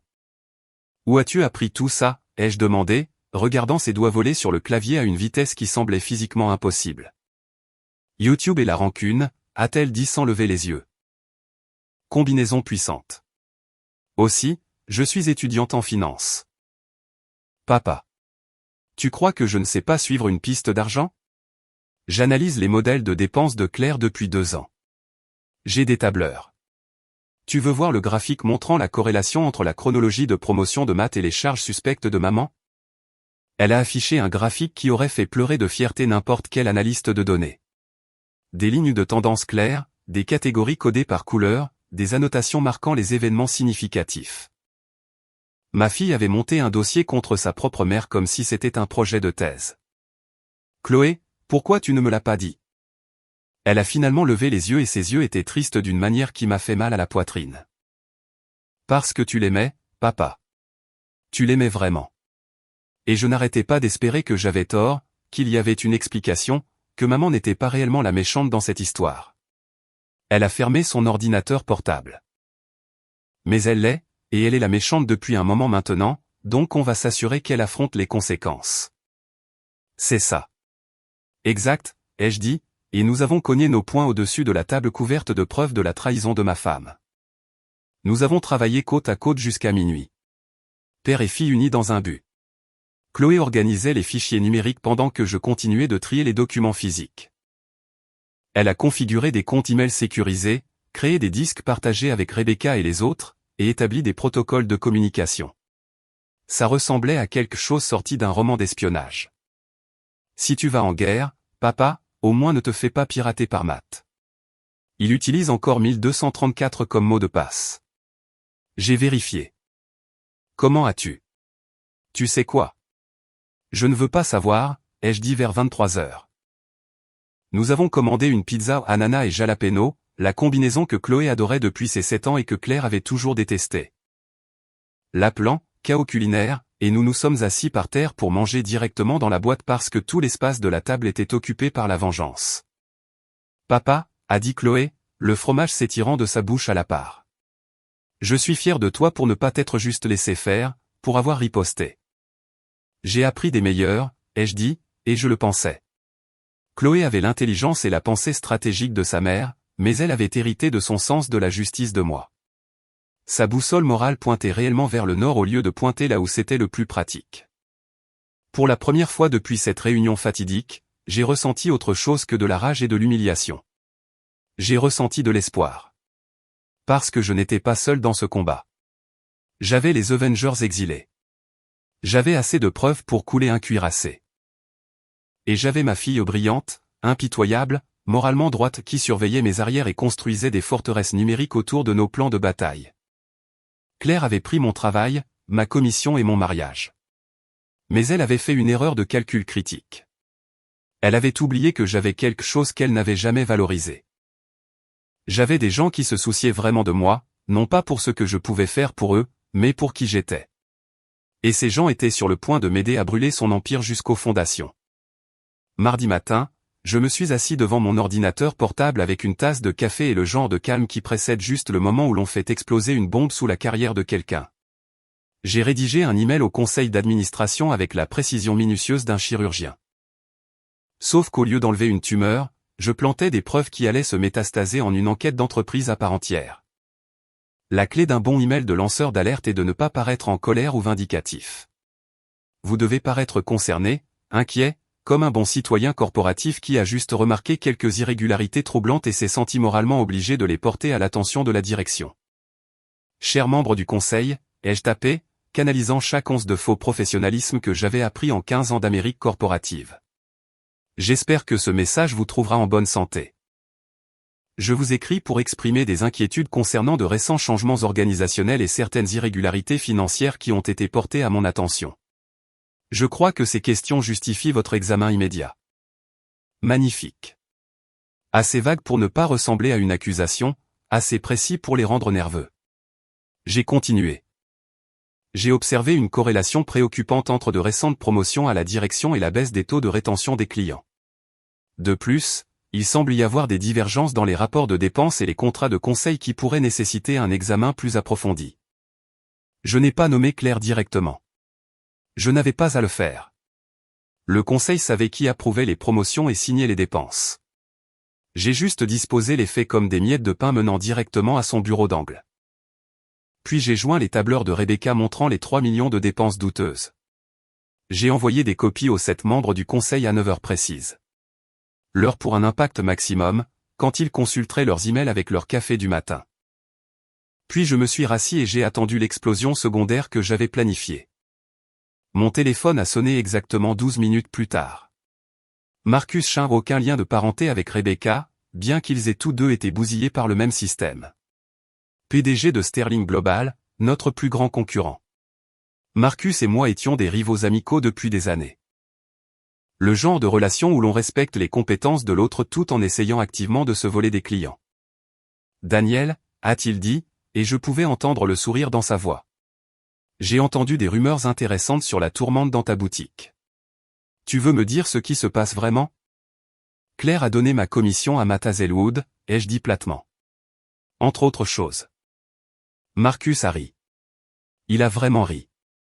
Matt Hazelwood? Le gars qui a listé une propriété comme ayant de bonnes os alors qu'elle avait littéralement des dommages structurels? Ce Matt Hazelwood-là. Il a marqué une pause. Daniel, j'observe le chaos là-bas depuis des mois. Ta rétention client baisse. Tes meilleurs talents partent. Et d'après ce que j'entends, ta PDG est plus intéressée par la romance de bureau que par les affaires réelles. Alors, voici ce que je pense. Viens travailler pour moi. Directeur de la stratégie immobilière, bureau d'angle, avantage complet, paquet d'actions et un bonus à la signature qui te fera oublier que Claire existe. C'est quoi le piège, ai-je demandé, parce qu'il y a toujours un piège. Amène 3 de tes plus gros clients avec toi, a dit Marcus. Fais ça et je te passe VP en 6 mois. Sterling Global étend ses opérations à Chicago et j'ai besoin de quelqu'un qui sait réellement ce qu'il fait. Quelqu'un qui conclut des affaires au lieu de juste parler de conclure des affaires. Je n'ai même pas hésité. Envoie-moi le contrat. Déjà dans ta boîte de réception, a dit Marcus. J'espérais que tu te réveillerais et réaliserais que cette entreprise était un navire en perdition. Content que tu l'aies finalement fait. J'ai signé le contrat cet après-midi-là. Signature électronique et tout, effectif immédiatement. Puis j'ai posté un article sur LinkedIn que je composais dans ma tête depuis des jours. Quand le népotisme dévore le mérite, une étude de cas sur le dysfonctionnement corporatif. Je n'ai pas nommé l'entreprise directement. Je n'avais pas à le faire. N'importe qui dans l'immobilier à Chicago saurait exactement de qui je parlais. J'ai exposé le scénario en termes hypothétiques. Que se passe-t-il quand un PDG priorise les relations personnelles sur le leadership compétent? Quand les commissions sont redistribuées sur la base du favoritisme au lieu de la performance? Quand la surveillance financière devient optionnelle? J'ai cliqué sur « Publier » à 17h jeudi, l'heure de pointe pour la navigation sur LinkedIn, quand les gens font semblant de travailler mais font en réalité défiler leur fils d'actualité. En 1 heure, il y avait 200 likes. Vendredi matin, c'était devenu viral. 15 000 vues, 800 commentaires, des partages de leaders de l'industrie et de publications commerciales. Les gens commentaient avec leurs propres histoires de népotisme et de corruption. Un gars a juste écrit « Matt est un emoji clown ». Évaluation précise. Mon téléphone a commencé à exploser de messages. D'anciens clients me contactant pour demander si les rumeurs étaient vraies, si je partais vraiment. Des clients actuels enfin, les clients de Claire maintenant techniquement exigeant de savoir ce qui se passait. Des contacts de l'industrie voulant toute l'histoire. Des recruteurs offrant des postes. Même un journaliste du Chicago Business Journal demandant une interview. Claire m'a appelé à 7 heures vendredi. J'ai laissé aller sur messagerie. Elle a rappelé encore et encore. Au 10e appel, j'ai répondu. Quoi, Claire? Sais-tu ce que tu as fait? A-t-elle crié. Et je pouvais entendre la panique dans sa voix comme un Larsen à travers un microphone. Le conseil lance une enquête. Les clients appellent pour exiger de te parler. Ton post LinkedIn fait parler toute l'industrie. Daniel, tu dois l'enlever. Tu dois dire aux gens que c'était un malentendu. Non, ai-je dit simplement. Je ne pense pas que je vais le faire. Daniel, s'il te plaît. Et maintenant elle suppliait, sa voix se brisant comme de la glace fine sous pression. On peut arranger ça. Je te rendrai la commission. Le double même. La promotion de Matt était une erreur. Je l'annulerai d'ici lundi. Il sera parti et tu pourras récupérer ton poste. S'il te plaît, arrête ça. J'y ai réfléchi pendant exactement une demi-seconde. Trop tard, Claire. J'ai déjà signé avec Sterling Global. Depuis ce matin, je suis leur nouveau directeur de la stratégie immobilière. Oh, et au fait, j'emmène Morrison Hotel, Campbell Estate et le Riverside Development Group avec moi. Ils m'ont appelé directement. On dit qu'ils préféraient travailler avec quelqu'un en qui ils ont confiance. Le silence à l'autre bout était assourdissant. Tu ne peux pas faire ça, a-t-elle finalement chuchoté. Regarde-moi faire, ai-je dit, et j'ai raccroché. Vendredi après-midi, mon article LinkedIn avait atteint 2 millions de vues. Le hashtag mérite over népotisme, le mérite avant le népotisme, était tendance dans les cercles d'affaires. Matt a posté une citation de motivation sur Instagram, ne t'arrête pas quand tu es fatigué. Arrête-toi quand tu as fini. Et la section commentaires l'a absolument grillé. Quelqu'un a répondu, tu t'es arrêté avant même de commencer, frérot. Je me suis assis dans mon nouveau bureau d'angle chez Sterling Global, vraie chaise en cuir qui ne grinçait pas. Café qui avait vraiment le goût de café au lieu de tristesse brûlée, et j'ai regardé mon ancienne entreprise imploser en temps réel via les réseaux sociaux et les messages frénétiques d'anciens collègues. La mèche était allumée. La bombe faisait tic-tac et j'étais aux premières loges pour l'explosion. Claire voulait jouer à la guerre d'entreprise. Elle venait de recevoir sa première leçon sur ce qui se passe quand on sous-estime son adversaire. Claire a débarqué à la maison vendredi soir comme un ouragan de catégorie 5 portant des loups-boutins. J'étais assis sur le canapé mon canapé maintenant puisque je l'avais essentiellement revendiqué comme mon territoire après avoir refusé de partager un lit avec quelqu'un qui partageait beaucoup plus qu'un lit avec Matt, mangeant des restes de pizza et regardant le chaos se dérouler sur mon ordinateur portable. Mes notifications LinkedIn devenaient absolument folles, comme si quelqu'un avait donné un coup de pied dans un nid de frelons fait entièrement de dysfonctionnements corporatifs et de schadenfreude. Elle a claqué la porte si fort qu'une photo est tombée du mur. L'une de nos photos de mariage. Ironiquement, l'univers avait un sens de l'humour tordu. Sais-tu ce que tu as fait, a-t-elle hurlé. Et son visage était de cette nuance particulière de rouge qui suggérait que sa tension artérielle approchait des niveaux, appelez une ambulance. As-tu la moindre idée de ce que tu as fait à cette entreprise? À moi? À nous? J'ai levé les yeux de mon ordinateur portable, pris une bouchée délibérée de pizza froide, et j'ai dit la bouche à moitié pleine parce que je savais que ça l'énerverait, oui, Claire. Pour une fois en 12 ans de mariage. Je sais réellement ce que j'ai fait. Tu veux que je te fasse une liste? J'ai des tableurs. Elle avait l'air de vouloir lancer quelque chose. Au lieu de cela, elle a commencé à faire les 100 pas, ses talons claquant contre le parquet comme un compte à rebours avant détonation. Le conseil a lancé une enquête complète. Une enquête complète, Daniel. Ils ont gelé ma carte d'entreprise. Ils auditent 3 ans de dépenses. Ils ont fait venir une firme extérieure pour examiner tous les contrats de conseil. Tu comprends ce que ça veut dire? Ça veut dire qu'ils ont trouvé les tableurs de Rebecca très intéressants, ai-je dit calmement. Et probablement les notes de frais montrant que tu as acheté à Matt une montre à 15 000 $ et appelé ça des fournitures de bureau. C'était une belle touche, au fait. Vraiment subtile. Son visage est passé du rouge au blanc si vite que je me suis brièvement inquiété qu'elle puisse réellement s'évanouir. Bien. Qu'elle ressente une fraction de ce que j'avais ressenti assis dans cette salle de conférence à la regarder rire d'avoir donné ma commission. Je me suis levé, j'ai marché jusqu'à la table de la salle à manger où j'avais tout organisé dans des dossiers soignés parce que même dans la vengeance, je maintenais des standards professionnels et j'ai pris le dossier étiqueté preuve, les plus grands succès de Claire. Tiens, ai-je dit, le lui tendant avec le genre d'indifférence décontractée qu'on utiliserait en passant la télécommande à quelqu'un. Puisque nous avons cette conversation. Autant que tu vois ce que le conseil examine actuellement.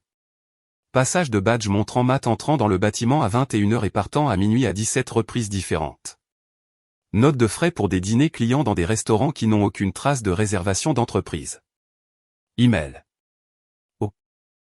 Les emails sont mes préférés. Où tu me traites de handicap et de trop investi émotionnellement tout en planifiant des dîners de transition avec Matt aux dates exactes où j'étais à Phoenix pour m'occuper de ma mère après son opération. Claire a ouvert le dossier avec des mains tremblantes. J'ai regardé son visage parcourir les émotions comme si elle faisait un speedrun des 5 étapes du deuil, déni, colère, marchandage, dépression, et atterrissant finalement quelque part entre l'acceptation et la panique pure. « Où as-tu eu ça » a-t-elle chuchoté. J'avais un accès admin, tu te souviens ?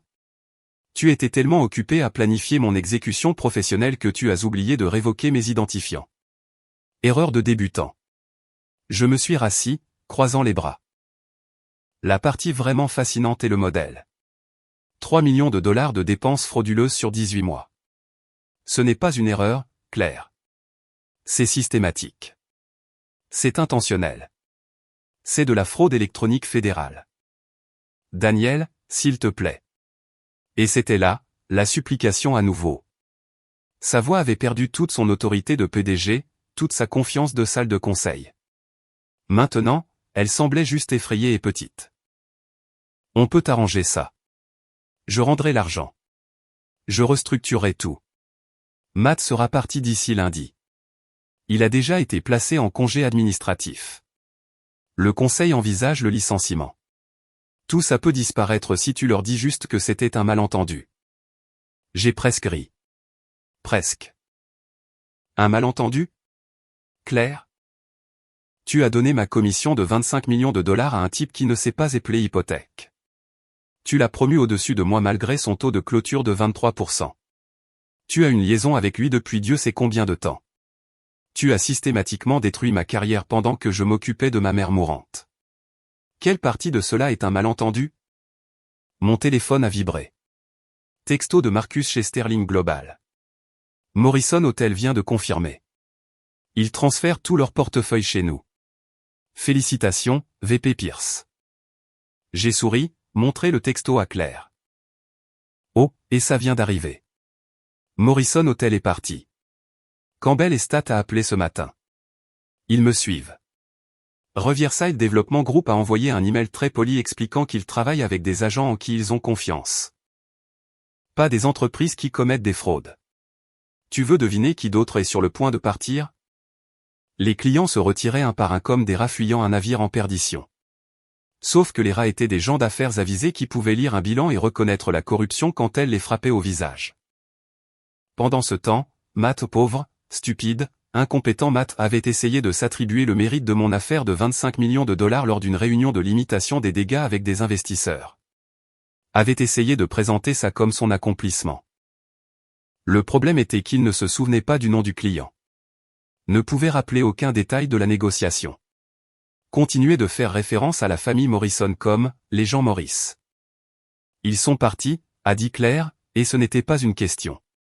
Elle fixait son téléphone, regardant son entreprise se désintégrer en temps réel via des emails d'annulation et des avis de résiliation. Oh mon Dieu, ils sont tous partis. Ouais, j'ai appuyé sur le mot pour l'emphase. Il s'avère que les gens n'aiment pas faire affaire avec des entreprises sous enquête fédérale pour fraude. Bizarre comment ça marche. Claire s'est effondrée sur une chaise, serrant toujours le dossier de preuve. Que veux-tu, Daniel ? L'argent ? La maison ? Je te donnerai tout dans le divorce. Fais juste arrêter ça, s'il te plaît. J'ai regardé ma femme bientôt ex-femme et je n'ai absolument rien ressenti. Pas de colère, pas de satisfaction, pas même de pitié. Juste un espace froid et vide où 12 ans de mariage se trouvaient autrefois. Je ne veux rien de toi, Claire. J'ai déjà tout ce dont j'ai besoin. Nouveau travail, meilleur titre, des clients qui me respectent vraiment, et assez de preuves pour m'assurer que tu ne travailleras plus jamais dans cette industrie. Oh. Et notre fille? Elle m'a aidé à organiser tout ça. Construit des sauvegardes cryptées, créé des forteresses numériques, suivi tes modèles de dépenses pendant 2 ans. Elle savait ce que tu faisais avant moi. Ça fait quoi? Le visage de Claire s'est chiffonné. Chloé sait? Tout le monde sait. Claire. C'est ça le point. Tu voulais faire un exemple de moi? Félicitations. Tu l'as fait. Tu as montré à toute l'industrie ce qui se passe quand on priorise les relations personnelles sur la compétence. Quand on commet une fraude parce qu'on se pense intouchable. Quand on trahit la seule personne qui vous aimait vraiment. Je me suis levé, j'ai attrapé ma veste. Je reste à l'hôtel jusqu'à ce que je trouve un appartement. Mon avocat te contactera pour la procédure de divorce. Et Claire. Quand le conseil te virera et ils vont te virer, prends peut-être un moment pour réfléchir à comment tu en es arrivé là. Ce n'était pas de la malchance. Ce n'était pas des circonstances injustes. C'était toi. Chaque choix, chaque mensonge, chaque note de frais frauduleuse. C'était tout toi. Je suis sorti de cette maison pour la dernière fois, laissant derrière moi ma femme, mon mariage et toutes les illusions restantes sur la loyauté d'entreprise ou l'équité au travail. Derrière moi, je pouvais entendre Claire pleurer, le son étouffé par le dossier de preuves qui était sur le point de détruire tout ce qu'elle avait construit sur des mensonges et des détournements de fonds. Trop tard pour les larmes maintenant. Le château de cartes s'était effondré, et j'étais celui qui avait retiré les fondations. Lundi matin, je suis entré au siège de Sterling Global à 8 heures précises. Et laissez-moi vous dire, c'était comme entrer dans un univers parallèle où les gens valorisaient réellement la compétence par rapport au népotisme et aux romances de bureau. Le hall avait de vraies œuvres d'art sur les murs, pas ces posters de motivation génériques avec des aigles et des montagnes qui hurlent « Nous avons acheté ça chez Office Depot », mais de l'art contemporain qui coûtait probablement plus cher que tout le salaire de Matt. La réceptionniste m'a souri comme si j'étais un être humain au lieu d'un obstacle incommode entre elle et sa pause déjeuner. Le café dans la salle de pause n'avait pas le goût d'avoir été filtré à travers une vieille chaussette de sport. C'étaient les petites victoires qui rendaient la vie corporative supportable. Mon bureau était au 14e étage, unité d'angle avec des fenêtres du sol au plafond donnant sur le centre-ville de Chicago. De vraies chaises en cuir qui ne grinçaient pas quand on s'asseyait. Un bureau fait de vrai bois au lieu de cette ordure en composite qui tombe en morceaux si on la regarde de travers. Et là, sur ce beau bureau en acajou, se trouvait une plaque signalétique qui disait Daniel Pierce, directeur de la stratégie immobilière. Pas le mari de Claire. Pas ce gars qui s'est fait avoir. Juste mon nom et mon titre, gagné par un travail réel et de la compétence au lieu de certificats de mariage et de choix de vie douteux. Marcus Chin a frappé à ma porte ouverte vers 9 heures, tenant 2 tasses de ce qui sentait le vrai café premium. Bienvenue chez Sterling Global, a-t-il dit en me tendant une tasse. Je me suis dit que tu aurais besoin de la bonne cam après des années de cette boue caféinée qu'il servait à ton ancienne place. Il s'est assis sur l'une de mes chaises non grinçantes, a croisé les jambes et a souri comme s'il venait de gagner à la loterie, ce qui, d'une certaine manière, était le cas. Il avait débauché le meilleur producteur de son plus grand concurrent avec 3 clients majeurs et assez de crédibilité dans l'industrie pour rendre ses plans d'expansion réellement viables. Alors, a-t-il continué, prenant une gorgée de son café. Parlons de ta première semaine. Morrison Hotel a officiellement signé ce matin. Campbell Estate finalise les papiers. Riverside Development Group veut te rencontrer jeudi. Sterling Brands entreprise totalement différente, aucun lien. Mais Super Non a entendu dire que tu étais ici et a spécifiquement demandé une consultation sur leur propriété du centre-ville. Tu es ici depuis 3 heures et tu as déjà généré plus d'intérêt que la plupart des directeurs ne le font en un mois. Je me suis adossé à ma chaise, dans mon bureau avec mon nom sur la porte et j'ai ressenti quelque chose que je n'avais pas ressenti depuis des mois. De la fierté. Une fierté réelle et authentique pour mon travail qui n'était pas immédiatement miné par le fait de voir ma femme donner mes accomplissements à son petit ami incompétent. C'est parce que les gens veulent travailler avec quelqu'un qui sait réellement ce qu'il fait, ai-je dit. Concept révolutionnaire, je sais. Marcus a ri. En parlant de gens qui ne savent pas ce qu'ils font. As-tu vu le dernier post Instagram de Matt? Il a mis une photo de lui devant ton ancien immeuble avec la légende « Mener la charge vers l'excellence ». La section commentaires est en train de le détruire absolument. Quelqu'un a demandé si la charge était vers le bureau de chômage. J'ai sorti mon téléphone, navigué vers l'Instagram de Matt parce que bien sûr que je le suivais toujours par haine, qu'est-ce que j'étais censé faire d'autre de ma rancune? Et j'ai fait défiler les commentaires. C'était un bain de sang. C'est toi ça? Quelqu'un avait commenté avec une capture d'écran de l'email de Matt où il avait appelé hypothèque comme mortgage. Une autre personne a écrit, la seule chose que tu mènes, c'est la course à l'inutilité, mon gars. Quelqu'un d'autre avait posté un gif d'un clown se maquillant. Internet était sauvage et j'étais là pour tout ça. Au cours de la première semaine chez Sterling Global, j'ai conclu 2 affaires. Pas des massives, une petite propriété commerciale et un duplex résidentiel, mais elles étaient à moi. Mes clients, mes négociations, mes commissions. Personne n'allait surgir et donner mon argent à quelqu'un d'autre à cause de l'optique ou du développement du leadership ou de toute autre excuse que Claire aurait inventée. Dès le vendredi, Marcus m'a appelé dans son bureau et a fait glisser un avenant au contrat sur son bureau. VP du développement stratégique, a-t-il dit. Effectif immédiatement. Tu as rapporté plus d'affaires en une semaine que notre précédent directeur en 6 mois. De plus. Ton article LinkedIn est toujours tendance. Sais-tu combien de candidatures nous avons reçues citant ce poste? Les gens talentueux veulent travailler quelque part qui valorise le mérite. Tu nous as fait passer pour les gentils. Mon article LinkedIn était devenu une sorte de légende de l'industrie. Quand le népotisme dévore le mérite avait été vu plus de 2 millions de fois, partagé par des écoles de commerce comme étude de cas sur le dysfonctionnement corporatif et avait engendré environ 17 articles de réflexion sur l'éthique au travail et la responsabilité du leadership. J'avais été interviewé par le Chicago Business Journal, présenté dans un podcast Real Estate Today et invité à parler lors d'une conférence sur les pratiques de leadership éthique. Moi. Le gars qui emballait son bureau dans un carton il y a 2 semaines était maintenant un leader d'opinion en éthique d'entreprise. L'ironie ne m'échappait pas. Pendant ce temps. De retour dans mon ancienne entreprise, je ne pouvais même plus penser à elle comme l'entreprise de Claire parce qu'elle n'avait plus d'entreprise. Les choses implosaient avec le genre de désastre spectaculaire qui vous fait attraper du popcorn pour regarder le chaos se dérouler.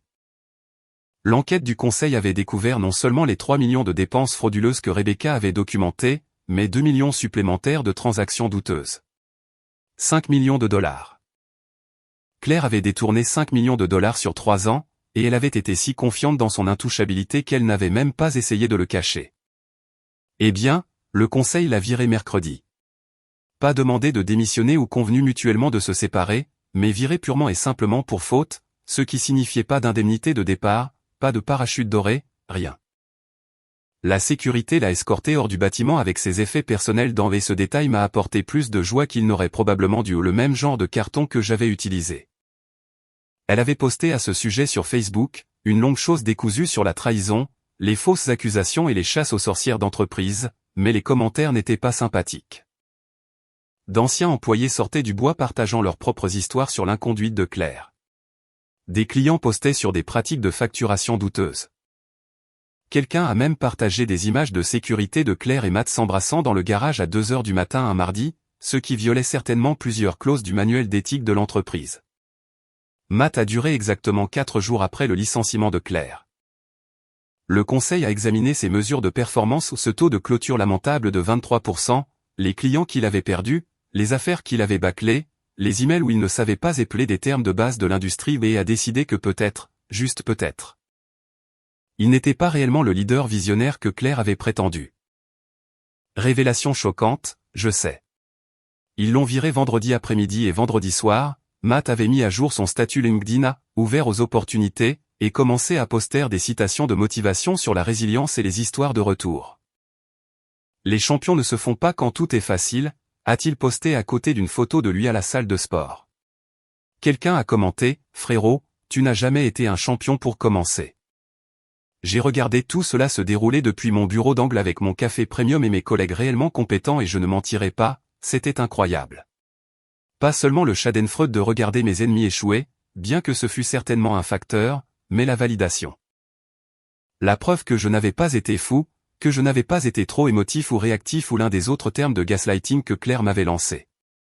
J'avais eu raison sur la fraude, sur l'incompétence, sur tout. Et maintenant, toute l'industrie le savait aussi. Chloé est venue de Northwestern ce samedi-là et nous sommes allés dîner dans ce steakhouse sur la 5e que j'avais mentionné lors de la réunion de promotion de l'enfer. Celui avec les entrecôtes qui coûtent plus cher que les mensualités de voiture de la plupart des gens.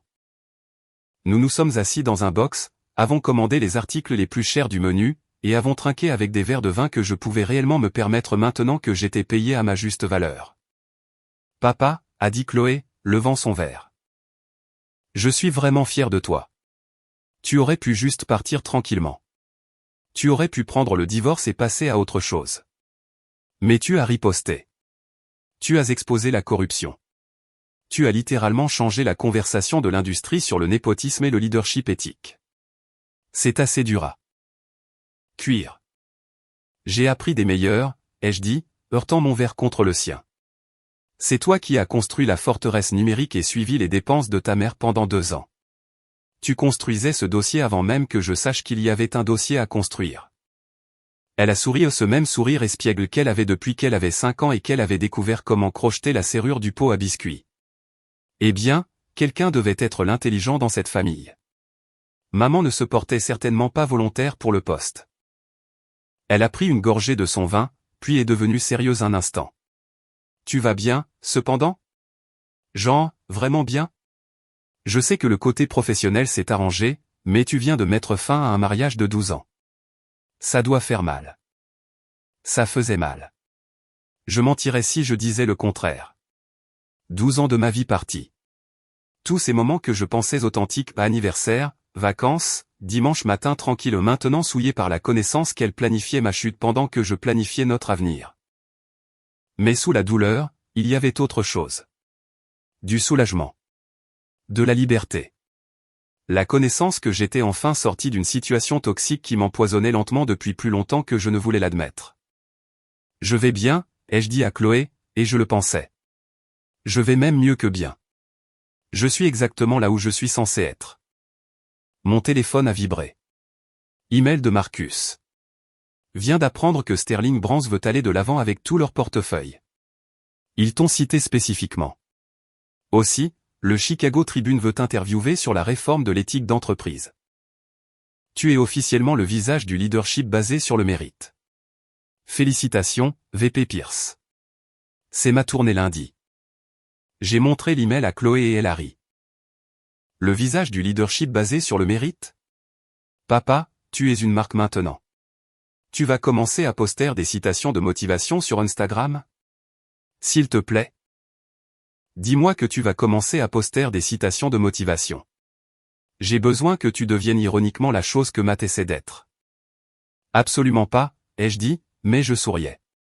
Je vais laisser mon travail réel parler pour lui-même. Concept nouveau, je sais. Au moment où le dessert est arrivé, un gâteau au chocolat fondant qui avait probablement plus de calories que ce que j'avais consommé toute la semaine, j'ai ressenti quelque chose que je n'avais pas ressenti depuis longtemps. Du contentement. Pas exactement du bonheur, parce que le bonheur semblait trop simple pour le désordre complexe d'émotions que je traitais, mais du contentement. De la satisfaction. La connaissance profonde que j'avais riposté contre l'injustice et gagné. Que j'avais exposé la corruption et que j'étais sorti de l'autre côté non seulement intact, mais prospère. Claire et Matt avaient essayé de m'enterrer.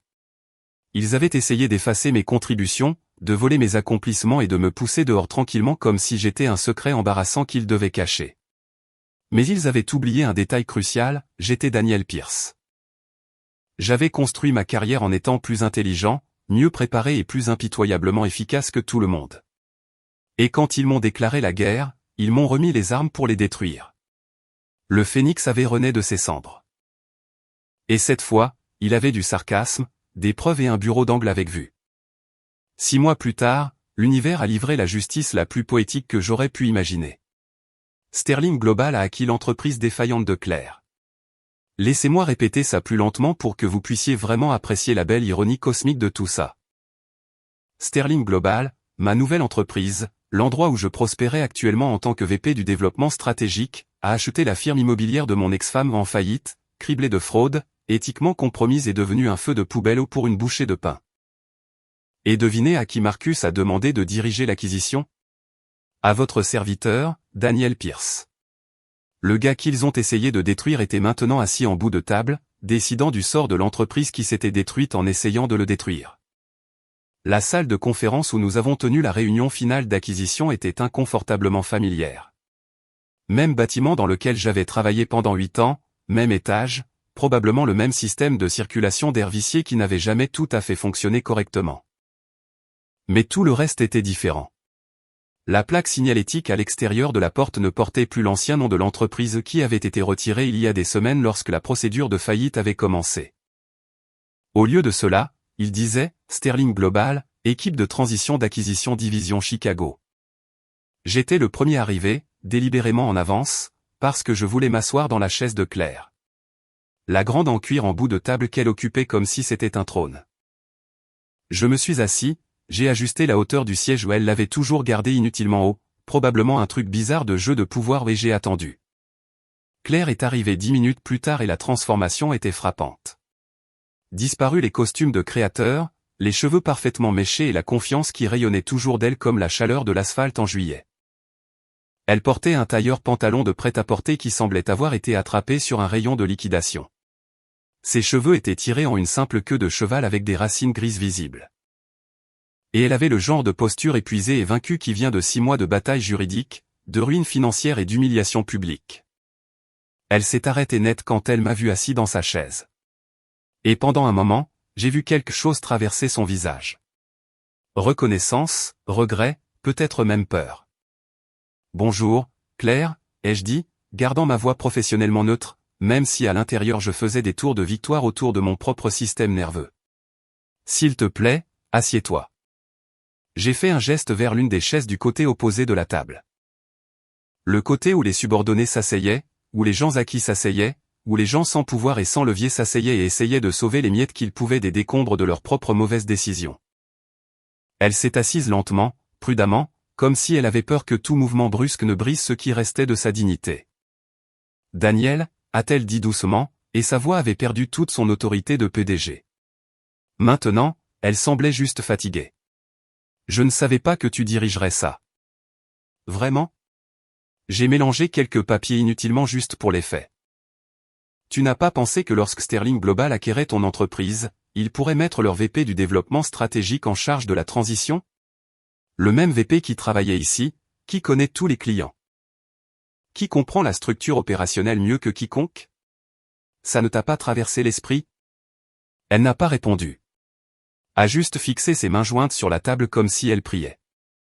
Bien que si elle attendait une intervention divine à ce stade, elle avait environ 6 mois et 5 millions de dollars de dépenses frauduleuses de retard. Le reste de l'équipe de transition a filtré au cours des minutes suivantes. Rebecca Chin, que Sterling avait embauchée comme notre nouvelle DAF, spécifiquement en raison de son expertise dans le nettoyage des désordres financiers et de sa connaissance intime de ce désordre financier particulier.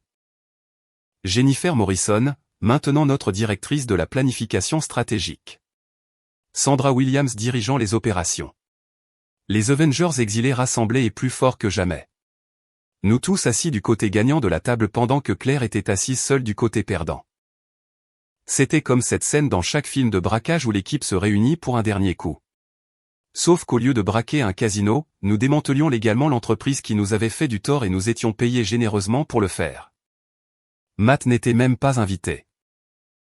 Aux dernières nouvelles, il conduisait pour Uber et publiait des articles LinkedIn sur le « voyage entrepreneurial » et « se trouver dans les périodes de transition », ce qui était une façon chic de dire qu'il était au chômage et essayait désespérément de présenter ça comme un choix. Quelqu'un l'avait repéré à un salon de l'emploi, CV en main, faisant la queue avec de récents diplômés universitaires pour des entretiens pour des postes de vente de niveau débutant. La photo avait atterri sur Reddit avec la légende « Un homme médiocre local découvre les conséquences de ses actions ». J'avais ri pendant environ 10 minutes.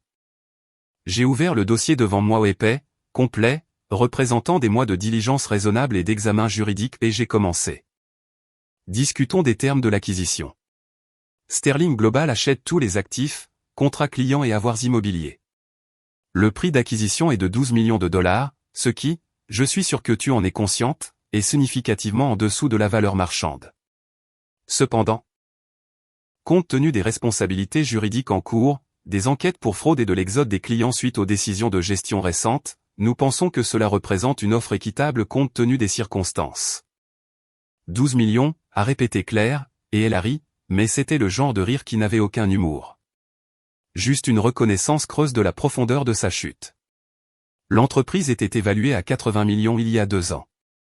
C'était avant que la PDG ne détourne 5 millions et ne fasse chuter la rétention client de 67%, a dit Rebecca, sa voix nette et professionnelle. Elle a fait glisser un tableur sur la table. Ce sont les évaluations révisées basées sur les actifs actuels, les passifs en cours et la perte de revenus projetés. En fait, si nous tenons compte des poursuites en cours d'anciens clients et employés. 12 millions c'est généreux. Nous pourrions probablement l'avoir pour 8 au tribunal des faillites. Claire a regardé le tableur comme si c'était une condamnation à mort, ce qui, d'une certaine manière, l'était, la mort de son entreprise, de sa carrière, de sa réputation. Qu'en est-il des employés, a-t-elle demandé. Qu'est-ce qui leur arrive? Le personnel existant sera examiné pour rétention, ai-je dit. Sterling Global valorise le talent et la compétence. Quiconque répond à nos normes de performance et passe les vérifications d'antécédents se verra offrir un poste. Ceux qui ne le font pas, j'ai haussé les épaules. Eh bien, ils sont les bienvenus pour rejoindre Matt dans l'économie des petits boulots. J'entends dire qu'il y a une forte demande pour des chauffeurs VTC qui ne savent pas épeler hypothèque. Jennifer s'est penchée en avant, son expression neutre, mais ses yeux perçants. Nous mettrons également en œuvre une nouvelle formation à l'éthique, des protocoles de surveillance financière et des systèmes d'évaluation basés sur la performance. La culture du népotisme et du favoritisme meurt avec cette acquisition. Sterling Global fonctionne au mérite. Pas selon avec qui vous couchez. J'ai vu Claire tressaillir à cela. Bien. Elle devrait tressaillir. Elle devrait sentir chaque mot comme un couteau. Parce que c'est exactement ce qu'elle m'avait fait. La mort par 1000 coupures. Chacune assez petite pour être rejetée individuellement, mais dévastatrice au total.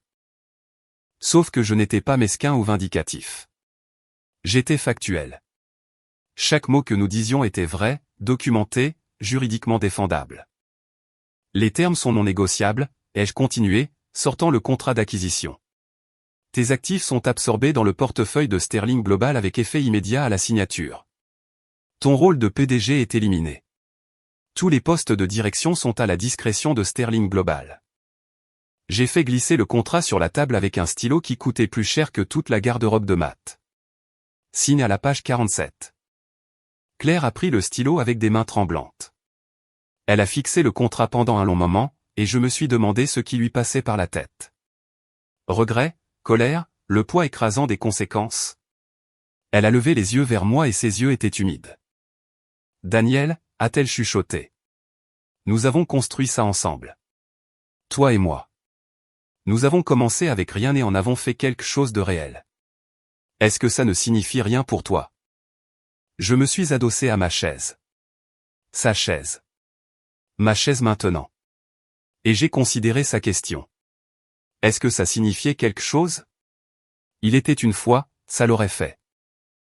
Il était une fois, j'avais aimé cette femme, cru en elle, pensé que nous étions partenaires construisant quelque chose de significatif ensemble.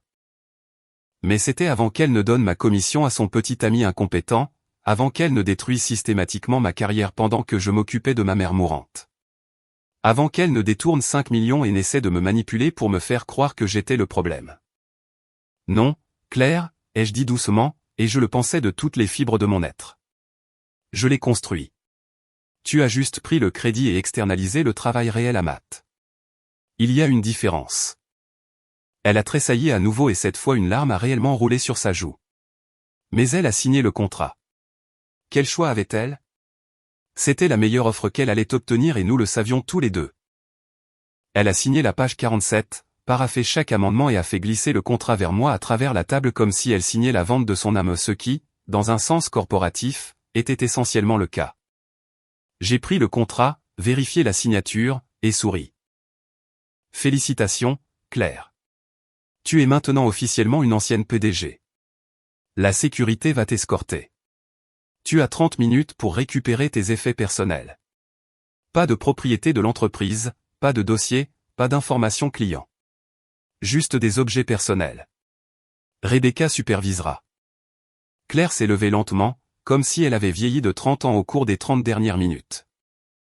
Elle a regardé autour de la salle de conférence une dernière fois sa salle de conférence, l'endroit où elle avait pris des décisions et exercé le pouvoir et probablement planifié ma chute en sirotant des lattés hors de prix. Puis elle m'a regardé et j'ai vu le moment où elle a réalisé toute l'ampleur de ce qui s'était passé. Ce n'était pas juste une acquisition commerciale. C'était une justice poétique, une vengeance cosmique, un karma livré avec un contrat juridiquement contraignant et un stylo qui coûtait plus cher que le costume de Matt. Je suis désolé, a-t-elle dit si doucement que je l'ai presque pas entendu. Pour ce que ça vaut, je suis désolé. Je voulais dire que je lui pardonnais. Je voulais être la personne la plus mature, prendre de la hauteur, montrer de la pitié et de la compassion. Mais vous savez quoi? Au diable tout ça. Non, tu ne le es pas, ai-je dit. Tu es désolé de t'être fait prendre. Il y a une différence. Maintenant, s'il te plaît, pars. J'ai une entreprise à restructurer. Rebecca a escorté Claire vers la sortie. Et je suis resté assis là dans ma chaise à ma table dans ma salle de conférence, entouré des Avengers exilés qui étaient devenus mes collègues et amis. Nous avions gagné. Pas seulement légalement ou professionnellement, mais moralement. Nous avions exposé la corruption, tenu les gens responsables et prouvé que le mérite pouvait réellement triompher du népotisme si l'on se battait assez fort et que l'on documentait tout. En sortant de ce bâtiment pour ce que je savais être la dernière fois à titre officiel, j'ai pensé à tout ce qui s'était passé. L'humiliation d'être viré. La trahison de découvrir la liaison de ma femme. Le travail acharné pour monter un dossier et exposer la fraude. La satisfaction de voir le karma agir plus vite que quiconque ne s'y attendait. La vengeance, il s'avère, n'est pas toujours un plat qui se mange froid. Parfois, elle est chaude, immédiate et servie avec un article LinkedIn qui ruine vos ennemis avant le déjeuner. Parfois, elle vient emballée dans des contrats d'acquisition et signée avec des stylos coûteux. Et parfois, juste parfois, les gentils gagnent vraiment.